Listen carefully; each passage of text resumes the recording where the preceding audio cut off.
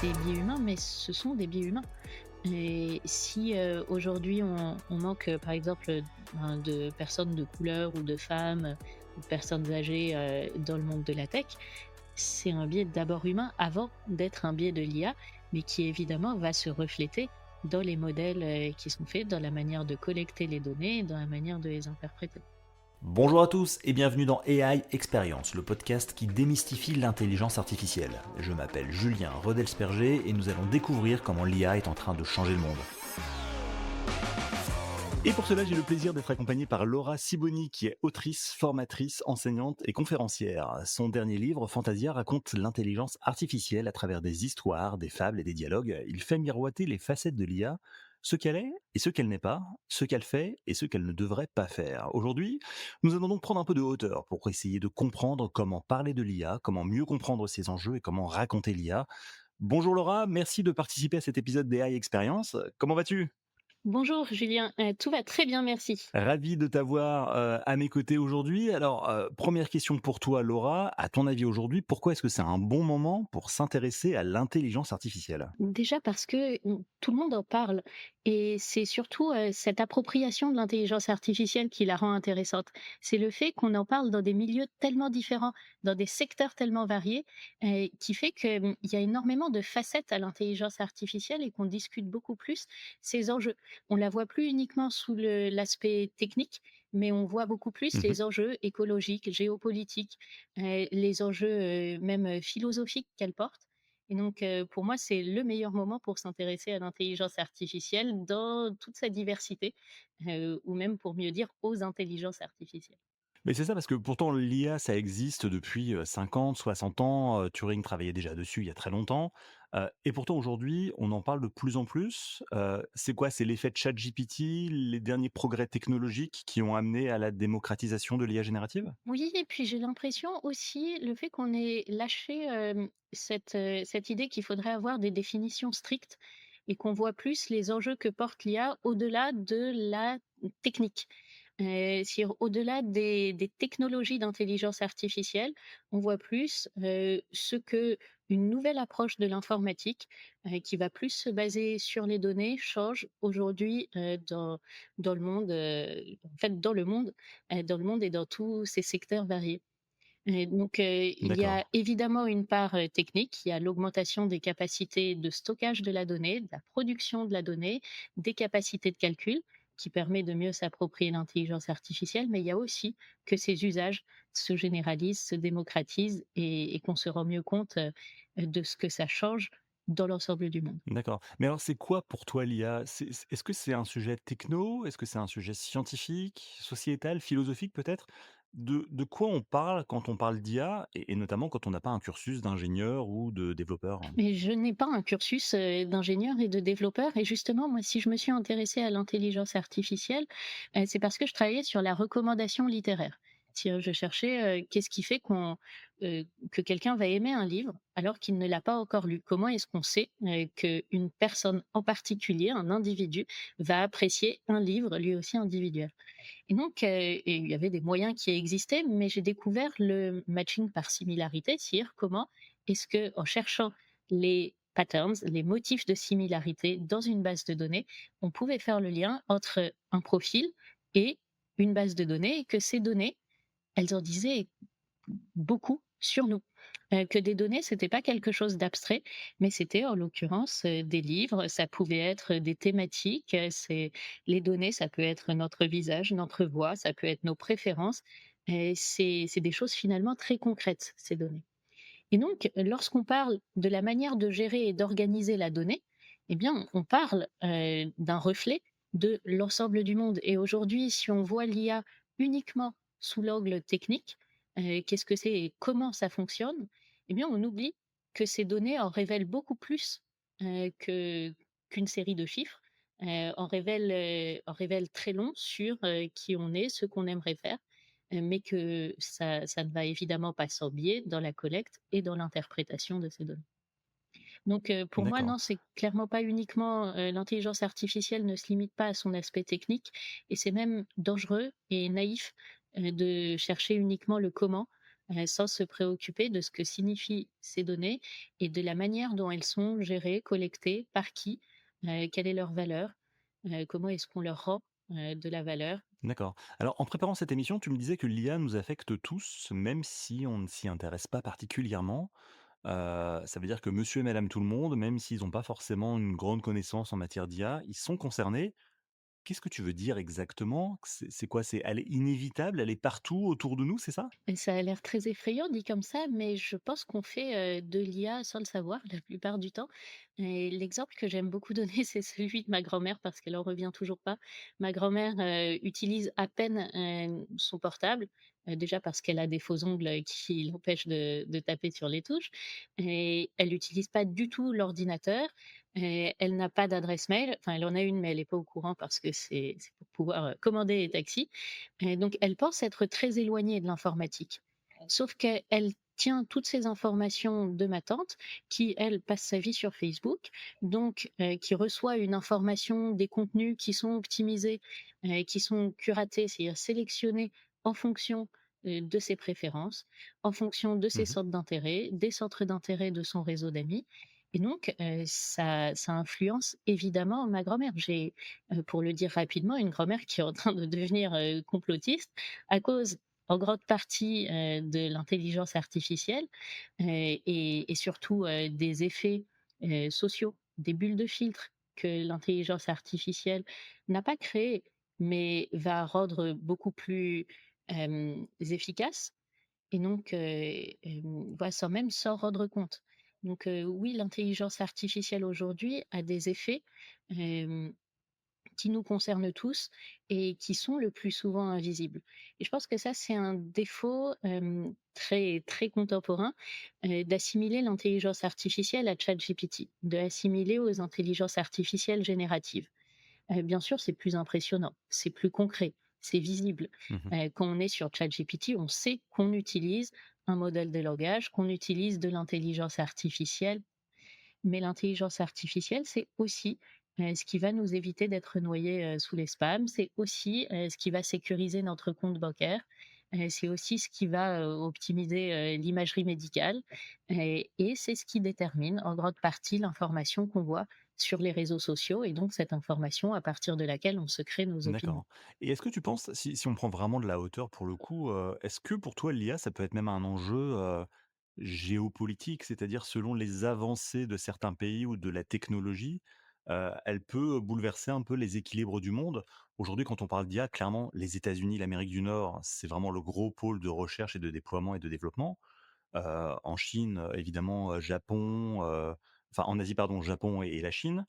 L'Europe, où est-ce qu'elle se place un peu dans cet équilibre? Et toi, quelle est ta vision de ces grands rapports de force, qui sont liés à la techno et qui sont liés à l'IA? Ça, c'est une question extrêmement large parce que la géopolitique recouvre beaucoup de choses. Si la question porte plus sur, l'équilibre des puissances, là, en effet, on voit qu'il y a des zones géographiques qui commencent à se structurer, qui vont être, pour certaines, dans un écosystème, fermé, qui vont pas utiliser les mêmes outils, qui vont pas collecter les données de la même manière et qui ne vont pas réglementer de la même manière. Pour moi, la principale force géopolitique qui est modifiée par l'intelligence artificielle, c'est essentiellement le contrôle de la donnée. Parce que cette donnée enfin, il n'y a pas d'intelligence artificielle, utile et efficace, sans une bonne, gestion de la donnée et donc ben, j'étais il y a 2 mois environ, dans un salon du livre. Je me suis retrouvée à côté de José Bové. Et en fait, on a été meilleurs potes pendant une après-midi, parce qu'on a le même combat. Lui, son combat, c'est les semences qui sont possédées par, 3 ou 4 grosses entreprises dans le monde, mais c'est à peu près les mêmes systèmes d'uniformisation et de monopole qui se créent autour de la donnée. Parce que ces données, donc sur les préférences, d'achat, sur, les préférences, de contenu, qui donc qu'on fournit en permanence, lorsqu'on passe du temps, par exemple, sur les réseaux sociaux, elles sont collectées par, une poignée d'entreprises, dans le monde, et c'est enfin, quand on voit que 98 des revenus de Meta donc le groupe qui possède Facebook, WhatsApp, Instagram, proviennent plus ou moins directement de la publicité, je trouve que c'est effrayant parce que c'est une perte de contrôle sur, donc sur ces données, mais aussi sur notre identité et sur la valeur qu'on crée collectivement, pour ces données. Bien sûr, lorsqu'on remplit un captcha, on n'a pas l'impression de travailler. Pourtant, on fournit une information qui va permettre à, en l'occurrence, Google, de décrypter, des numérisations, du New York Times et donc qui crée de la valeur. C'est une valeur qui est collective parce que, bon, personnellement, ça serait des fractions de centimes, mais qui additionnée, représente, voilà, les revenus le chiffre d'affaires de Google cette année était équivalent au PIB de l'Algérie, donc qui représentent des forces géopolitiques, des forces économiques qui sont majeures. Donc, sur l'aspect géopolitique de l'intelligence artificielle, il y a beaucoup de choses à dire sur la course technologique, sur, les réglementations qui vont varier aussi selon les zones géographiques, sur, la recomposition de ces enjeux quand on se trouve face à des données qui ne connaissent pas de frontières, sur, la difficulté de réguler le contenu, de réguler, la propriété intellectuelle, de réguler, l'accès à la pédopornographie, enfin de réguler énormément de sujets qui le sont déjà, mais de façon différente selon les pays, à l'heure où on peut utiliser des VPN et être physiquement dans un pays, mais virtuellement, sur, un serveur à l'étranger. Donc il y a énormément de questions qui se posent, mais pour moi la principale, c'est d'abord la valeur de ces données personnelles qui en disent très long sur nous et qui appartiennent, enfin qui sont utilisées par, une poignée d'entreprises dans la Silicon Valley. D'accord. Alors, comment est-ce que selon toi la manière dont on parle de l'IA, ça peut influencer justement les choix technologiques ou les applications? Je m'explique, c'est que, comme je te disais, l'IA, ça fait très longtemps que ça existe, c'était dans les laboratoires de recherche, on a une couche d'IA invisible et cetera. Pourtant, novembre 2022, boum, ChatGPT sort. D'un seul coup, tout le monde semble découvrir l'IA. Est-ce que finalement ChatGPT n'a pas été un peu le meilleur storytelling en mettant dans les mains du grand public un truc qui est facile à utiliser avec des cas d'usage très clairs et je m'interroge juste sur cette manière de se dire: «Comment est-ce qu'on raconte l'IA? Qu'est-ce que ça dit de nous et qu'est-ce que ça raconte des applications qu'on peut faire de cette technologie?» Ben, GPT, c'est un modèle de langage et donc ça s'attaque au langage qui est le vecteur de la pensée. Donc on va très facilement assimiler un langage à de la pensée Mmh. et j'ai écrit sur l'intelligence artificielle, mais je me retrouve encore régulièrement à demander à ChatGPT, «Qu'est-ce que tu en penses?» Je sais très bien que c'est un modèle de langage, que le rôle d'un modèle de langage, c'est de trouver des régularités statistiques dans une base de données pour pouvoir, générer, du texte, qu'en plus, sur, ChatGPT, il y a beaucoup de filtres qui vont, après orienter, la réponse que je recevrai. Malgré tout, c'est extrêmement tentant parce que c'est troublant, d'utiliser comme données, non pas des données financières, météo, mais des données qui, représentent, qui portent habituellement la pensée, c'est-à-dire les mots, le langage. Et donc, le grand coup de ChatGPT, ça a été, bon, de rendre déjà très accessible, de façon très intuitive, facile d'accès, simple, un modèle de langage, mais c'est surtout, de s'être attaqué au langage.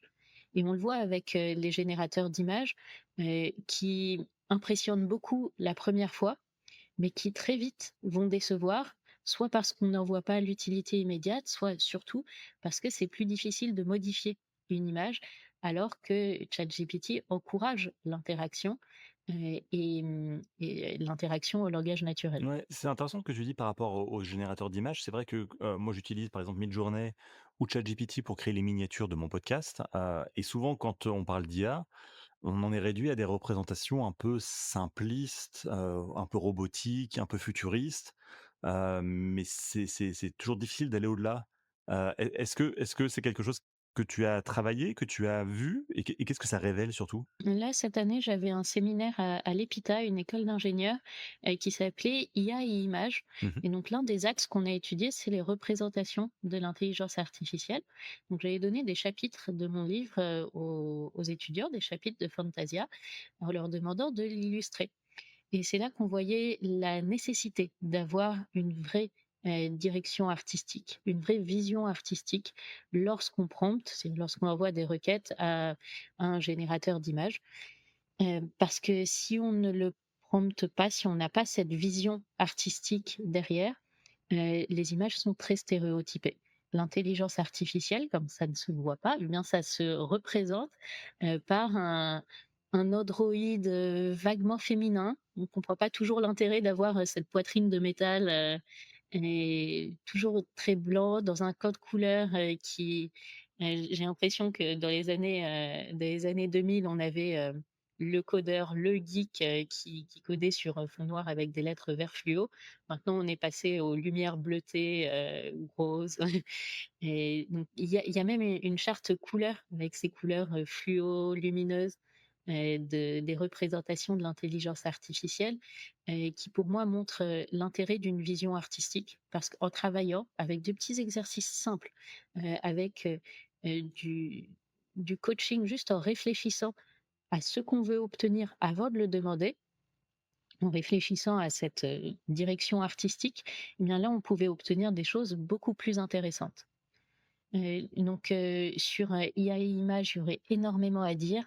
Je suis intervenue il y a quelque temps avec un expert en mémétique, donc qui s'intéressait à l'IA comme champ technosocial et qui ou sociotechnique, pardon, sociotechnique et qui cherchait à trouver la cohérence dans les représentations de l'intelligence artificielle et à trouver les points de bascule. Et tout ça à partir des mèmes sur l'intelligence artificielle, donc des images humoristiques produites autour de l'IA. C'était passionnant et surtout de se rendre compte que ce qu'on voit aujourd'hui encore comme une nouveauté, parce qu'on pense à l'IA générative, alimente les mèmes et l'imaginaire depuis bien longtemps, sans pour autant renouveler l'imaginaire. On voit encore souvent des images qui viennent de HAL 2000, de Terminator, qui continuent de peupler notre imaginaire autour de l'intelligence artificielle. À quel rythme ça évolue justement? Parce que là, on est parfois un peu sur les tendances de la science-fiction des années 80, à 90.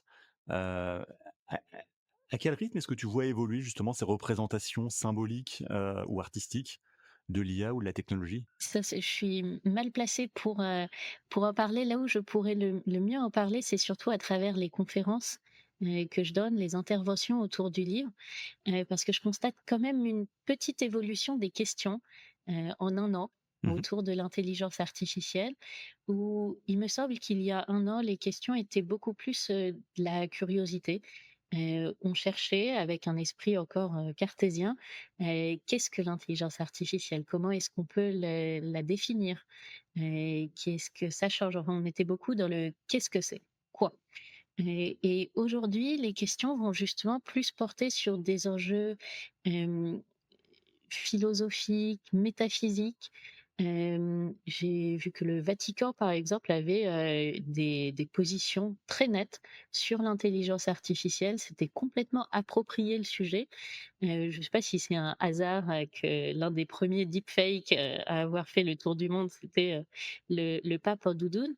Mais ça, par exemple, c'est 2 univers, celui, du catholicisme, de la religion et celui de l'intelligence artificielle, que j'aurais pas imaginé, voir s'hybrider avec, autant d'harmonie et aussi rapidement.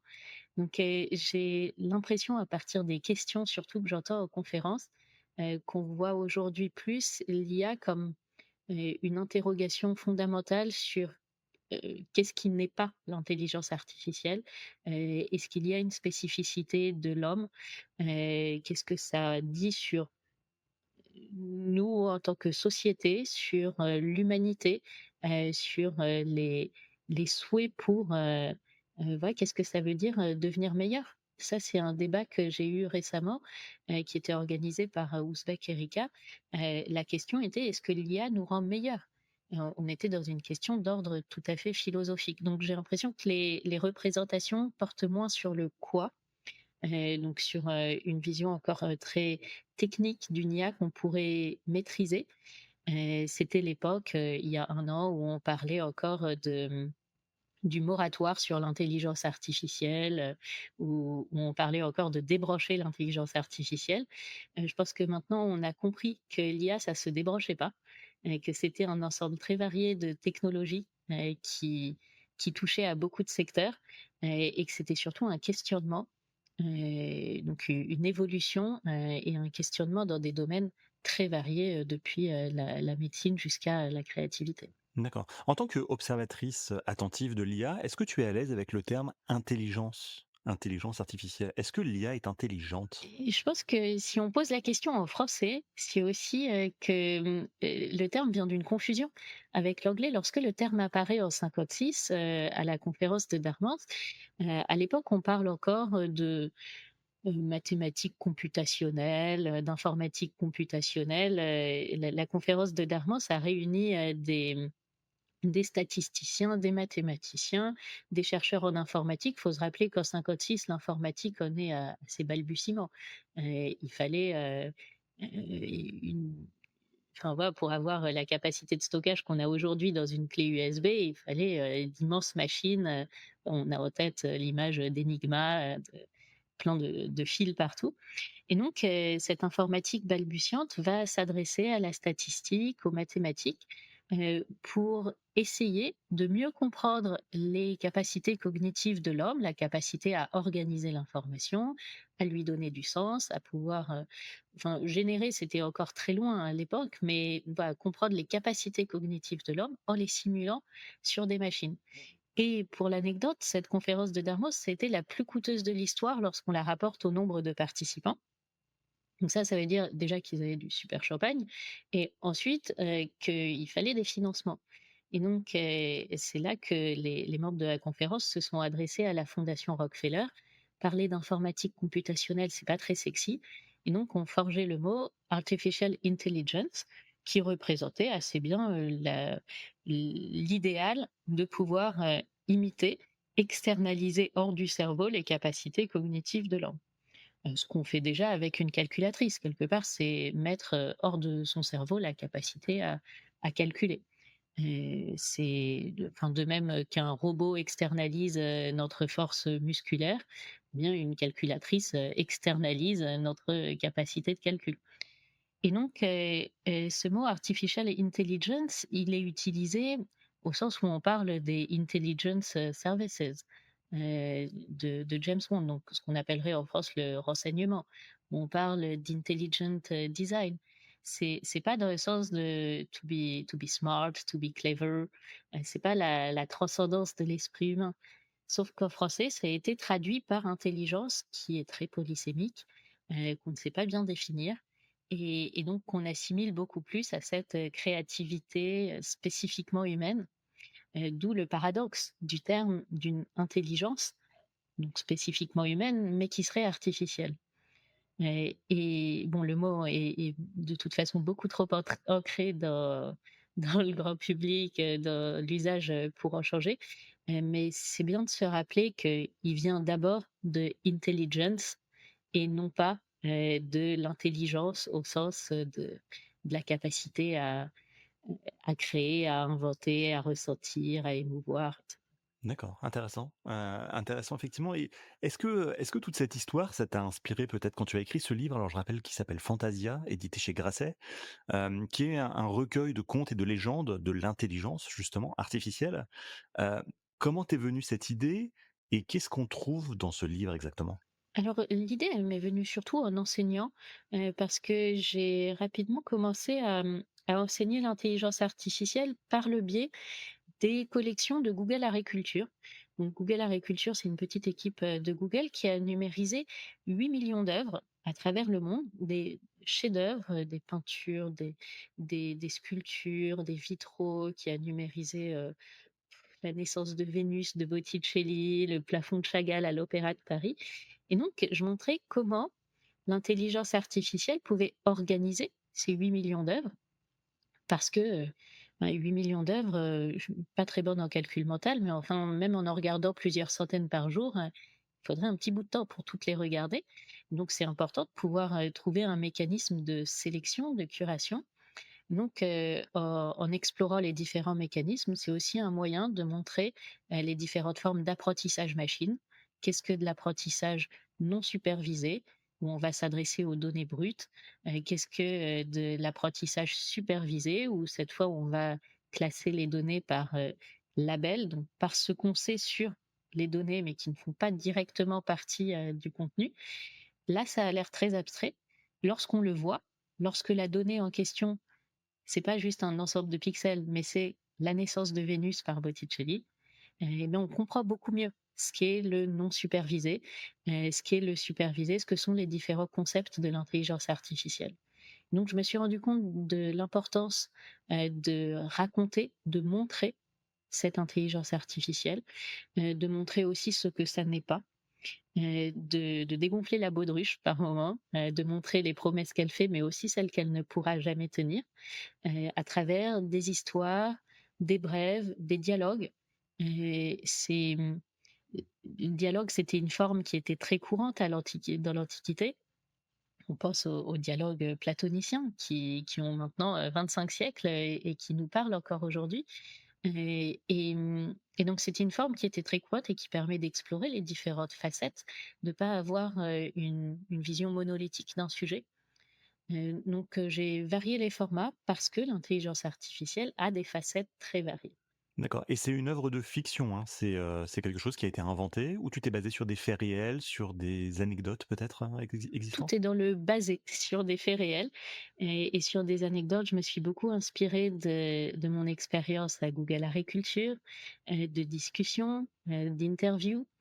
Et j'ai pas voulu me limiter à un livre d'interview, par exemple, qui aurait Mmh. pu être très vivant aussi et illustrer différentes facettes, parce que heu, je voulais aussi, montrer, des types de données différentes et surtout, je crois que c'est ces données que je voulais montrer, et que je voulais montrer avec l'œil de quelqu'un qui est né en 1994, parce que je pense que le fait d'être né dans cette génération de l'entre-deux qui a connu les débuts de l'informatique grand public, mais qui connaît aussi le monde d'avant, et qui doit d'une part discuter avec les parents qui, voilà, on approche des fêtes de Noël, qui vous demandent de réparer l'imprimante ou de réparer la Wi-Fi parce que l'informatique, c'est un gros ensemble dans leur esprit, et si on sait envoyer un mail, on sait réparer une imprimante. Et d'un autre côté, qui voit aussi de nouvelles pratiques qui avancent à un rythme vertigineux. Et donc je pense que, le fait d'être né dans les années 90, d'avoir, connu, ouais, l'ordinateur que je me partageais avec mes sœurs parce qu'on devait avoir des tours. Parce que lorsqu'on utilisait le réseau internet, on pouvait plus téléphoner, et d'avoir, connu maintenant aussi, TikTok et tout ce que ça change dans le monde, dans notre manière, de rencontrer les gens, dans notre manière de consommer du contenu, ça nous donnait un rôle de témoin et de passeur. Donc je voulais aussi garder cet œil, de la génération de l'entre-deux. D'accord, et on sait que l'IA, ça évolue quand même assez rapidement. Toutes les semaines ou presque, il y a des nouvelles fonctionnalités, des nouvelles outils, des nouveaux cas d'usage. Est-ce que tu penses que ton livre va, vieillir rapidement? Ou est-ce qu'au contraire, tu l'as écrit en disant, «Si on le lit encore dans 5 ans ou dans 10 ans, les anecdotes, les histoires, les contes que je raconte, ça sera toujours d'actualité, on pourra toujours s'y raccrocher»? Et même mieux, je pense qu'il est d'autant plus d'actualité maintenant, j'en suis la première surprise, mais justement parce que je parle assez peu des IA génératives, mon but c'était surtout de montrer, les IA du quotidien et ces IA le plus souvent invisibles. Et j'ai l'impression qu'on les oublie de plus en plus. Celles-là, face à la vague, de l'IA générative et face à ces gadgets qui sortent, constamment, et c'est vrai, à un rythme absolument, vertigineux. Et on est constamment dépassé, même dans une veille, sérieuse et régulière, par les nouveautés qui sortent sur l'intelligence artificielle. Ça c'est vrai, mais pas forcément, pour, les IA invisibles du quotidien. Et je lisais dernièrement une, définition de l'IA, que j'aimais bien, c'était dans AI, Snake Oil, qui disait, l'IA en fait c'est tout ce qu'on tout ce qu'on sait faire et justement, comme on sait le faire, nous, on n'appelle plus ça de l'intelligence artificielle, mais on appelle ça, un correcteur automatique, un filtre anti-spam, et moi, c'est justement ces IA-là auxquelles on s'est habitué, tellement habitué qu'on ne les regarde même plus, que je voulais montrer. C'est les IA qui vont, faire la curation de contenu, sur les réseaux sociaux. C'est celles qui optimisent, le référencement web. Et c'est voilà, mettre, le coup de projecteur sur, les IA de Monsieur Jourdain, les IA, qu'on utilise sans s'en rendre compte. D'accord. Alors toi, tu t'intéresses évidemment à l'IA, tu écris sur l'IA. Maintenant, ma question, c'est est-ce que toi, tu utilises l'IA dans ton travail au quotidien? Est-ce que tu utilises ChatGPT pour écrire? Et oui ou non? Et surtout Oui, pourquoi? ça, c'est presque le test extrême. Comme je suis écrivain, qui est une profession, déjà, c'est même pas sûr que ce soit une profession, pas une vocation et une identité, mais donc c'est vraiment le type, de métier où on imagine le moins l'intelligence artificielle. Moi, je l'utilise beaucoup, évidemment pas pour, générer du texte. Déjà, bon, je suis pas certaine de la qualité du résultat, mais ça, c'est pas tant la question, c'est surtout que ça n'aurait pas d'intérêt de le faire, parce que le plaisir d'écrire, c'est de le faire, c'est d'y réfléchir à son texte. Par contre, là où j'utilise beaucoup l'intelligence artificielle, ça va être pour interroger des bases documentaires. J'utilise un outil que les podcasteurs connaissent maintenant bien, qui est NotebookLM, pour, charger une base documentaire et pouvoir l'interroger. Et comme, mon prochain roman est une œuvre historique, eh bien, j'ai souvent besoin d'aller au-delà de la simple lecture des sources et de me demander, bah, par exemple, ces 2 personnages ont-ils pu se croiser en 1913? Alors, je sais à peu près ce qu'ils faisaient en 1913, mais je ne sais pas précisément à quel moment ils étaient, à quel endroit. Et donc en interrogeant leur biographie, les pages Wikipédia sur, bon, en l'occurrence, sur, la deuxième guerre des Balkans, en interrogeant cette base documentaire que j'ai moi-même constituée, eh bien j'ai des pistes qui sont très utiles après, pour pouvoir, croiser les données, pouvoir, dresser le fond historique, de mon roman. D'accord. Donc on voit dans ton cas, l'IA apporte une plus-value dans le travail de recherche, dans le travail de documentation. À l'inverse, l'IA peut aussi mettre en danger certains métiers. Je pense notamment au futur des créateurs de contenu, qui peuvent être écrivains, qui peuvent être aussi rédacteurs, traducteurs, voire encore graphistes, designers ou illustrateurs. Quelle est ta vision des métiers de la création, à l'ère de l'intelligence artificielle? À quoi ça va ressembler? Et est-ce qu'il faut s'inquiéter pour eux surtout? Et vous allez me trouver très subtile, mais je pense que, enfin, que c'est entièrement vrai que les métiers sont en danger, mais pas forcément les tâches. Et que, bah, le métier, d'écrivain sur, une période historique particulière, ça inclut de chercher dans des sources. Oui, sauf que c'est peut-être pas la tâche Mmh. la plus passionnante, lorsque ce qu'on veut faire, c'est écrire. Et donc souvent on compare, l'IA à un assistant, ce qui ne veut pas dire grand-chose parce qu'il y a toutes sortes d'assistants. Mais mais en l'occurrence, je pense que ça peut aussi être, voilà, l'assistant qui se veut, calife à la place du calife, tout comme, ça peut être simplement l'assistant qui fait les recherches documentaires, lorsqu'on lui demande. Donc il y a des jours où je suis optimiste et où je me dis, l'intelligence artificielle remplacera uniquement, les tâches qu'on veut bien, lui fournir. C'est-à-dire, voilà, pour les rédacteurs, par exemple, si elle permet d'optimiser, le SEO pour laisser plus de place à la création et à l'invention, très bien. Je pense pas que ça soit un grand mal, de le faire.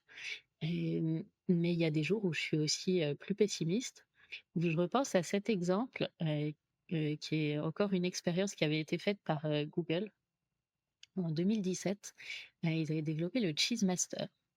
Le Cheese Master, c'était un outil, qui utilisait un nez électronique, qui utilisait un pouce à tâter le fromage, pour, classer les fromages et pouvoir, distinguer un coulommiers d'un camembert. Pouvoir, distinguer un produit original, un fromage, AOP, d'un ersatz. Alors en 2017, lorsqu'ils avaient publié cette vidéo en ligne qui a annoncé le Cheese Master, tout le monde riait et ils avaient raison parce que c'était le poisson d'avril de Google en 2017. Aujourd'hui, la vidéo est déréférencée de YouTube, parce qu'aujourd'hui, en 2024, les gens, ne la regardaient plus du tout de la même manière. On voyait beaucoup plus, de critiques, de distance ironique envers cette vidéo, parce que c'est possible et parce que des cheese masters, on en a vu. On en a vu beaucoup, des entreprises qui ont fait de l'IA because they can, parce qu'elles le pouvaient, parce qu'elles en avaient les moyens, sans se demander s'il y avait un réel intérêt, une plus-value, si on n'était pas en train de remplacer quelque chose que l'homme aime faire, sait faire, fait déjà très bien, par un nez électronique, et un pouce à tâter le fromage. Et donc, dans mes moments, de pessimisme, je me dis qu'on est en train de faire beaucoup de cheese masters, c'est-à-dire, d'IA qui servent à replacer les humains sur ce qu'ils font déjà bien et ce qu'ils savent faire. Mais je pense pas du tout que ce soit une nécessité et et je pense que enfin l'intelligence artificielle, c'est une certaine, manière d'organiser les données, de les organiser pour, chercher, les patterns, ce qui permet, selon le modèle qu'on utilise, de faire, de la recommandation, de la génération ou autre. Mais que, on s'est pas assez interrogé sur quelles sont les tâches les plus humaines, qu'est-ce qui nous rend plus humains? Et alors déjà que le mot intelligence est difficile à définir, l'humanité l'est encore plus. Mais il y a un paradoxe quand même, extraordinaire, c'est qu'il y a que l'humain qui est capable d'inhumanité. Il y a que l'humain qui est capable, justement d'abdiquer cette, cet esprit humain pour, automatiser ces tâches, et pour s'attacher à cette, automatisation. Ce que j'entends, c'est que tu as pas forcément d'avis très tranché sur le sujet. Pour les créatifs qui nous écoutent, Alors j'ai pas un avis, très tranché du point de vue technologique parce que en fait, cette question relève pour moi du champ économique, parce qu'on est dans un champ économique où la création est pas ce qui est le plus valorisé. Ou pour prendre mmh un exemple peut-être encore plus marquant, il y a énormément de tâches, toutes celles qui relèvent, du soin, de bah, s'occuper, des enfants, les tâches ménagères, qui n'ont pas de valeur économique au sens où elles vont pas, contribuer au PIB. Et elles vont pas enfin pas directement. Et donc on a tendance à pas trop les regarder alors que c'est justement ces tâches-là qui, parce qu'elles sont moins mesurables, sont aussi moins automatisables. Et donc, dans un contexte économique où on va valoriser ce qui est mesurable, Heu, en effet, je suis pas forcément très rassurée sur l'avenir des métiers créatifs. Mais je pense que là, il faudrait plutôt s'adresser à ce système économique et que peut-être l'intelligence artificielle, une fois qu'elle aura automatisé ce qui est automatisable, permettra de mieux valoriser ce qui ne l'est pas, parce qu'on ne sait pas quoi mesurer. Qu'est-ce qui fait la valeur d'un lien humain? Qu'est-ce qui fait, qu'on écoute bien, par exemple, une personne âgée, qu'on accompagne bien un enfant, qu'on et donc et enfin voilà, même, la valeur, je sais pas, d'un plat, de la cuisine, se mesure pas uniquement à une note, sur 10. Et donc mon espoir, c'est que l'intelligence artificielle nous permette de mieux valoriser ces tâches qui ne sont pas mesurables. Mais là, c'est une position, politique, économique qui dépasse, l'intelligence Ouais, artificielle. bien sûr, ouais, je comprends. J'aimerais, d'ailleurs parler un peu du sujet social, sociétal, en particulier via le prisme de la diversité, dans la représentation de l'IA. Alors je t'explique rapidement, mais de manière un peu schématique, l'IA globalement est développée plutôt par des hommes cisgenres, blancs, souvent occidentaux, souvent jeunes, dans des grandes entreprises de la Silicon Valley. Est-ce que, est-ce que ça peut impacter la capacité de l'IA à produire des contenus, à produire des images qui peuvent être parfois un peu trop stéréotypées? Est-ce que, si on apporte de la diversité dans les gens qui travaillent sur l'IA, L'IA va, elle, à la fin, être aussi plus diverse et plus inclusive. Je crois qu'il faut que je fasse une confession, parce que j'avais été dans une équipe qui a fait une IA biaisée, en toute bonne foi. Mmh. Et c'est-à-dire, l'une des expériences les plus célèbres développées par Google Agriculture s'appelle Art Selfie. Art Selfie, c'est une application qui permet de prendre son selfie, sa photo, et de la comparer avec les 8 millions d'œuvres de la base de données, parmi lesquelles il doit y avoir 300 000 ou 400 000 portraits. Donc de trouver le portrait des collections qui nous ressemble le plus, de trouver son sosie dans l'histoire de l'art. Ce qui a un intérêt pour la médiation muséale, ça amène à l'art des gens qui n'y seraient pas allés spontanément, et qui a un intérêt pour valoriser des collections de portraits que personne n'allait voir, donc qui a beaucoup d'intérêt. Sauf que rapidement, on a eu des personnes de couleur qui nous disaient que leur match, leur sosie n'était pas très flatteur. C'était souvent des esclaves, des courtisanes, ou n'était pas pertinent. Et c'est vrai que c'était un biais. C'est pas l'IA qui est raciste, c'est que les collections de portraits sont très occidentales. Le fait de représenter son visage sur une toile, pendant très longtemps, ça a été un signe de richesse, et de sa position sociale.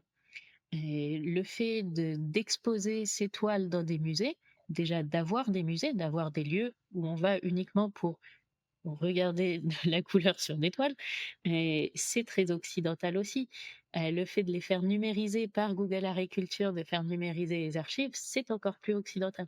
Donc il y avait déjà beaucoup de biais dans la collecte des données, et à mon avis, ça aurait été l'occasion de faire de la pédagogie, c'est-à-dire, d'expliquer que, ces collections n'avaient pas vocation à représenter l'ensemble du monde, que le portrait, ça a une histoire. Mais bon, c'est pas la voie qu'a choisi Google, qui a évidemment des enjeux de communication, des enjeux médiatiques, qui a plutôt ajouté des filtres. Alors des filtres, bien sûr, il y en avait déjà. Par exemple, aujourd'hui, on a beaucoup plus de lunettes et de lumières artificielles qu'il n'y en avait dans la base de données. Mais c'est un choix qui a été fait de représenter différemment le monde. Et là où, là où je dois me confesser, c'est que lorsque Art Selfie a été fait, a été programmé par des ingénieurs français, suisses, qui travaillaient à Google Agriculture, par des creative coders. Et bien, lorsqu'elle a été faite, on les avait sous les yeux, les 300 000 portraits. On pouvait voir que c'était essentiellement une tache pâle sur un fond sombre. Sauf qu'on est tellement habitué à voir un portrait, heu, à savoir quoi voir dans le portrait, que ce qui compte, c'est pas le fond, même s'il représente la moitié de la superficie de l'œuvre. Que ce qui compte, c'est le visage, que ce qui fait la beauté d'un portrait, ça va être, l'expressivité du regard, ça va être, de retrouver une émotion dans le visage. On sait tellement quoi regarder qu'on n'arrivait plus à le voir. Et c'est comme quand on est concentré sur une conversation et qu'on n'entend plus le bruit de fond. Quand on écoute au lieu d'entendre, ben là, on regardait sans voir quelque part, et donc je pense que finalement, ça a été aussi une bonne manière de nous montrer nos propres biais et de nous montrer toute cette éducation de l'œil, par laquelle on est tous passés. Si on sait quoi regarder dans un tableau, on sait que on ne regarde pas de la même manière une nature morte ou un portrait. On sait que un tableau de Van Gogh est incomparable avec une carte italienne du XVIe siècle, même si de loin les couleurs et les formes se ressemblent beaucoup. Et donc ça a finalement mis en lumière nos propres biais. Donc là où je te rejoins entièrement, Julien, c'est sur le fait que oui, les IA sont biaisées, parce qu'elles ne visent pas à représenter l'ensemble du monde, mais que finalement on peut seulement remplacer un biais par un autre, plus socialement acceptable, plus inclusif, et cetera. Mais on peut pas supprimer un biais. Et donc lorsqu'une IA révèle un biais humain, révèle un de nos préjugés, je trouve que c'est déjà une bonne avancée. Bon, évidemment, lorsque c'est pas des IA, qu'on utilise pour, identifier, par exemple, des de potentiels suspects, ou que c'est pas des IA qui vont déterminer, combien d'allocations, ou combien, pardon, de contrôles on doit faire, aux allocations. Mmh. Mais la vision, humaine, de ces biais, de ces clichés, de ces stéréotypes évolue quand même avec le temps. La manière dont on, parlait, dans les années 80 ou dans les années 70 n'est plus du tout la même que dans les années 2020. Et du coup, est-ce que ces biais aussi, cette représentation de l'IA peut évoluer avec le temps, peut peut-être se corriger, si on en a conscience? Parce que ce que tu expliques avec ton expérience à Google Agriculture, c'est que, Oui, mais comme tu dis, ces biais, ils étaient déjà là ouais. dans les années 80. En fait, c'est des biais humains. L'IA va les reproduire, va les mettre en lumière aussi. Ces biais humains, mais ce sont des biais humains. Et si, aujourd'hui on manque, par exemple, ben, de personnes de couleur ou de femmes, ou de personnes âgées, dans le monde de la tech, c'est un biais d'abord humain avant d'être un biais de l'IA, mais qui évidemment va se refléter dans les modèles, qui sont faits, dans la manière de collecter les données, dans la manière de les interpréter. Donc pour travailler sur une IA qui soit plus inclusive et plus diverse, il faut d'abord travailler sur les données qui permettent de la construire et de la nourrir, et ça veut dire aussi travailler sur les équipes humaines qui, ont ce travail en charge, en fait, hein? Ça oui, ça entièrement, et je suis persuadée que s'il y avait eu, plus de personnes, de couleur, enfin plus de diversité, dans l'équipe, bon aussi sans doute si on avait eu plus de temps, et il y aurait eu quelqu'un pour alerter dessus, pour voir différemment, porter un autre regard sur, les collections de portraits. Mais c'est pas simplement des recrutements, c'est pas la diversité photo de classe. C'est aussi d'encourager les paroles plus divergentes, c'est aussi d'encourager, la capacité à critiquer, à remettre en question. Donc, ça doit être une diversité vivante, j'aimerais dire, enfin pas juste, la diversité sur papier glacé, heu, Mmh. pas juste une diversité d'apparence, mais ça doit vraiment être ce voilà, l'encouragement d'une diversité de paroles et d'une diversité de pensées. D'accord, OK, parfait. Eh bah, écoute, merci. Alors, peut-être une dernière question, j'aime bien poser cette question-là, même si elle est difficile, mais, si on fait un peu de prospective, si on se projette un peu dans le futur. Aujourd'hui, on sait que l'IA permet de générer du texte, elle permet de générer des images et depuis peu de générer des vidéos. OpenAI a récemment sorti, Sora, par exemple, son nouveau modèle de génération de vidéos. Hem, Dans 1 an, dans 2 ans, dans 5 ans, à quoi va ressembler l'IA demain? Et comment est-ce que toi tu imagines le futur de notre société, à l'ère justement d'une intelligence artificielle totalement, débridée, démocratisée et omniprésente? J'aurais beaucoup de mal à dire, à quoi ressemblera, l'intelligence artificielle, de demain, parce que mes prédictions ont été très mauvaises sur, ces derniers mois. Par contre, Tu pas une bonne pronostiqueuse, c'est ça? très, très mauvaises, mais je peux dire à quoi j'aimerais que ressemble, l'IA de demain, Bien et je sûr. pense qu'une, des thématiques qu'on devrait plus, mettre en avant, c'est tous les enjeux écologiques, autour de l'intelligence artificielle, qui souvent sont compris comme, optimiser la consommation d'eau ou d'énergie, qui en réalité sont plus savoir optimiser les modèles eux-mêmes, la consommation de données, voilà, lorsqu'on fait une demande de traduction, par exemple, ben, c'est plus consommateur, d'eau et d'énergie, d'utiliser, ChatGPT que d'utiliser, DeepL. Heu et encore plus probablement que d'utiliser un dictionnaire. Après ça dépend heu, comment est-ce qu'on mesure. Eh bien, dans je pense qu'une l'IA de demain sera une IA plus frugale, au sens où elle sera mieux adaptée aux usages, et où on aura cessé de faire des cheese masters, de l'IA parce qu'on peut le faire, de l'IA parce qu'on a l'impression que si on n'investit pas aujourd'hui dans l'IA, on sera largué demain, et qui part plus des réels besoins. Ça a l'air d'être du bon sens, mais c'est pas toujours appliqué, en entreprise, Ouais. et donc, va plus, se demander bah, déjà humainement, pourquoi est-ce qu'on le fait? Est-ce qu'il y a un réel besoin? Avant de créer des besoins artificiels, qui viennent d'abord de la disponibilité de la technologie. D'accord et pourtant récemment, on a appris, Amazon ou Microsoft qui rachètent des centrales électriques, des centrales nucléaires, parce qu'ils ont des besoins énormes en électricité pour alimenter leurs data centers qui font derrière tourner les modèles d'IA. Oui, on entendait même parler à un moment, ça fait quelques mois maintenant, Sam Altman qui voulait créer de nouvelles formes d'énergie et Exactement.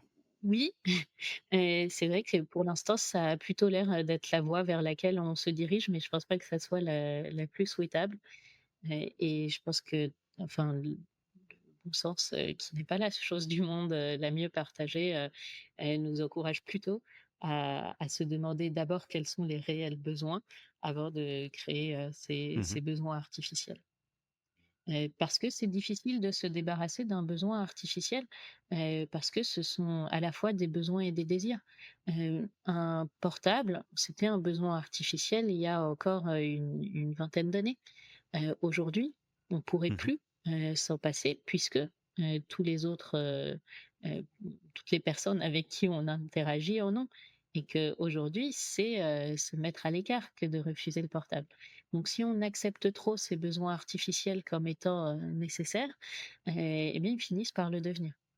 D'accord, parfait. Eh beh, écoute, merci beaucoup Laura. Tu as brièvement parlé de ton prochain livre. Tu peux nous en dire 2 mots ou c'est encore, un peu secret? C'est surtout en cours parce que là, il y a un projet de fusionner, 2 idées, mais en tout cas dans la voie actuelle, ce serait une grande fresque historique, qui s'appellerait le quart de siècle, qui partirait qui s'étendrait entre 1913, et 1940 et qui montrerait les immenses espoirs, mais aussi les désillusions qu'ont porté les révolutions socialistes, au cours de cette période. D'accord, donc on va pas parler d'IA dans celui-ci? A priori, non, même si, je pense que la crise, qu'a traversée le la civilisation Mmh. pendant cette période, c'est la fameuse époque, de nous autres civilisations, nous savons désormais que nous sommes mortels, a des aspects très variés et c'est le moment où on voit se développer l'art génératif. Donc l'art génératif a précédé l'intelligence, générative. L'art génératif, et de nouvelles formes, d'art, donc de nouvelles manières de voir le monde. On dit parfois que l'art est l'avant-garde de la société, dans le sens où les artistes auraient cette, capacité à représenter en mots ou sur les toiles ou, bah, par, divers, médias, à représenter les grandes tendances, ce qu'ils sentent venir, à représenter cet instinct prémonition du futur. Et dans ce sens-là, je pense qu'il y a un lien avec, l'intelligence artificielle, avec, des changements technologiques, artistiques, sociaux très profonds qui vont s'enchevêtrer, pour, enfin, jusqu'à aboutir à une crise, Mmh. multifacette. Enfin, pas 1913, 1940, c'est la période de la montée des fascismes, de l'entre-deux-guerres, enfin de la Première Guerre mondiale et de l'entre-deux-guerres.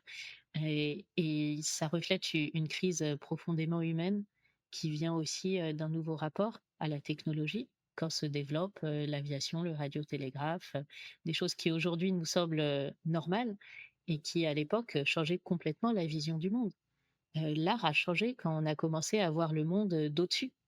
Et le fait de voir le monde d'au-dessus, a aussi encouragé, le culte de la vitesse, qui a encouragé le culte de la force, qui, n'est sans doute pas pour rien, dans la montée des fascismes. Donc tout ça est assez enchevêtré et c'est aussi ce que j'aimerais montrer dans cette fresque. D'accord, parfait. Sortie prévue quoi, 2025? 2026? Tu te prononces pas? Ça, c'est si je m'aide beaucoup de OK. l'intelligence générative. Non, ça sera pas le cas et c'est un projet très ambitieux qui demandera du temps. D'accord, parfait. Bon, bah, écoute, merci et bon courage surtout et alors Laura, comme tu le sais sans doute, à la fin de chaque épisode, l'invité du jour doit répondre à une question posée par l'invité précédent. Alors en attendant d'écouter la tienne, je te laisse écouter celle de Frédéric de Todaro, qui est Chief Product Officer chez Caméléon, une société qui propose une solution pour faire de l'A/B testing et de l'expérimentation en ligne. On écoute sa question. Et est-ce que 2025 risque pas d'être un, tu vois, un bain de sang pour beaucoup d'entreprises qui se sont lancées dans l'IA sans une stratégie solide, sans concrètement avoir de business case à résoudre? Et donc, est-ce qu'on n'est pas déjà sur la prochaine bulle? Heu, Très juste comme question, mais 2024 a déjà été un bain de sang pour, les entreprises qui se sont lancées dans des transformations IA, sans vision stratégique et donc sans partir de ses réels besoins et pas de besoins artificiels. À la conférence de Davos, il y avait un chiffre qui avait été cité, je crois que c de mémoire 66 des entreprises, qui s'étaient lancées dans des transformations IA en 2023 qui ont échoué et il y a plusieurs causes à ça. Il y a des entreprises françaises, pardon, qui s'étaient lancées dans des transformations IA. Je pense qu'on mesure pas bien tout ce qu'il y a d'humain derrière l'intelligence artificielle. Un exemple que j'ai pu voir quand j'étais consultante, c'était, donc on cherchait à faire, des jumeaux numériques, de cheveux pour un groupe, cosmétique qui fait des colorations cheveux et qui, donc faisait ces colorations et faisait des tests pour vérifier si la coloration tenait bien, sur le cheveu sur le long terme, donc si elle ne verdissait pas, si elle ne jaunissait pas, et en particulier pour les cheveux texturés pour pouvoir, justement permettre, plus de diversité pour faire des produits, qui s'adressent à tout type de cheveux. Et donc, pour faire ces tests, c'était très coûteux parce que c'est des tests qui se font in vivo sur de réels cheveux et il faut, les suivre pendant plusieurs mois pour, vérifier comment tient la coloration et il faut, des personnes qui sont ultra spécialisées pour faire ça. Sauf que les personnes qui se sont ultra spécialisées dans la pharmacologie spécialité, coloration de cheveux, bon, elles savent bien qu'il y a une poignée d'entreprises dans le monde, qui font ça et donc que si elles perdent leur emploi, elles auront beaucoup de mal à trouver quelque chose d'équivalent et donc elles y sont extrêmement attachées à leur emploi et par ailleurs, comme elles doivent faire des tests qui sont là pour, vérifier des intuitions, des développements de couleurs, de teintes, et cetera et bien, c'est des tests qui sont très coûteux. Donc lorsque ça marche, très bien, on continue le développement du produit. Lorsque ça marche pas, ç ça a des conséquences, coûteuses. Déjà parce que le test était cher et puis ensuite parce que ça met fin à la recherche sur, une nuance, spécifique. Et donc, déjà parce que c'est des gens qui se sentent menacés dans leur emploi et ensuite, parce que c'est des gens qui ont pas envie de renseigner, les échecs, qui ont en tout cas pas envie de s'en vanter et de partager les causes de l'échec mais plutôt de le glisser sous le tapis et bien, ça donnait des données qui étaient Mmh. incomplètes parce qu'il y avait pas cette culture de l'échec, et parce que les gens avaient pas envie d'être très responsables, de leurs données puisqu'ils se sentaient déjà menacés, par, l'intelligence artificielle.